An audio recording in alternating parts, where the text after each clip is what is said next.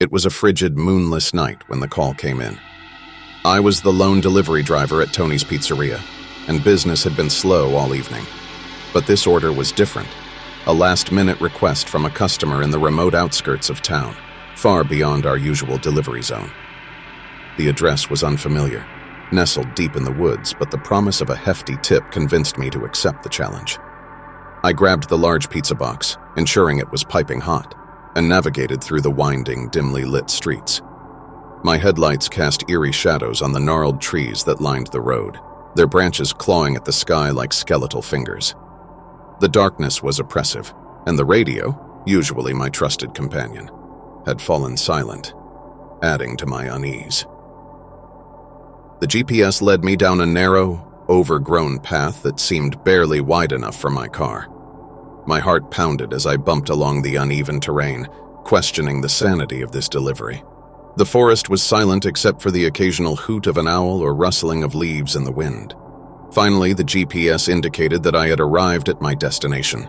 My headlights illuminated a decrepit, ramshackle cabin that loomed like a forsaken sentinel in the night. The surrounding trees had grown wild, obscuring any view of the cabin from the road. I hesitated, wondering if I had made a mistake, but the thought of the tip spurred me forward. I stepped out of my car, clutching the pizza box tightly, and made my way to the cabin's creaking front porch. I knocked on the door, and the sound echoed through the stillness of the night. I waited, my breath visible in the icy air, but there was no response. I knocked again, louder this time, and the door slowly swung open, revealing an impenetrable darkness within. A cold gust of wind whispered through the doorway, sending a shiver down my spine. "Hello," I called out, my voice trembling.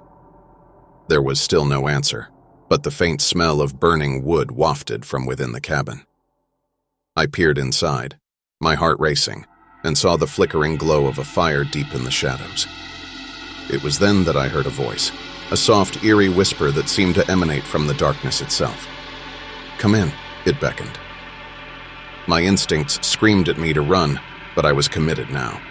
I cautiously stepped over the threshold, my footsteps echoing in the eerie silence. The cabin's interior was a labyrinth of narrow, dimly lit hallways, and the flickering firelight cast eerie, shifting shadows on the walls. As I ventured deeper into the cabin, the air grew colder and a sense of dread settled over me like a heavy fog. The whispers grew louder, and I could make out faint, indistinct voices that seemed to speak in hushed, urgent tones. I followed the sound of the voices, my heart pounding until I entered a small, dimly lit room. In the center of the room stood a table, upon which a single, flickering candle cast a feeble glow.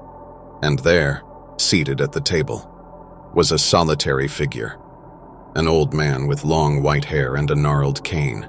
He looked up at me with milky, sightless eyes and smiled a toothless grin. "You have brought the pizza," he croaked, his voice like the rustling of dead leaves. I nodded, my throat dry, and placed the pizza box on the table. "That will be $20, I managed to say. The old man's bony fingers reached into the folds of his tattered robe, and he produced a crumpled $20 bill. As I reached for it, his hand shot out with surprising speed, grabbing my wrist with a grip like iron.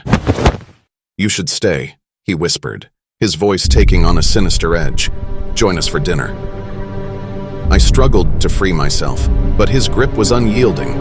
Panic coursed through me as I realized that the room was not empty.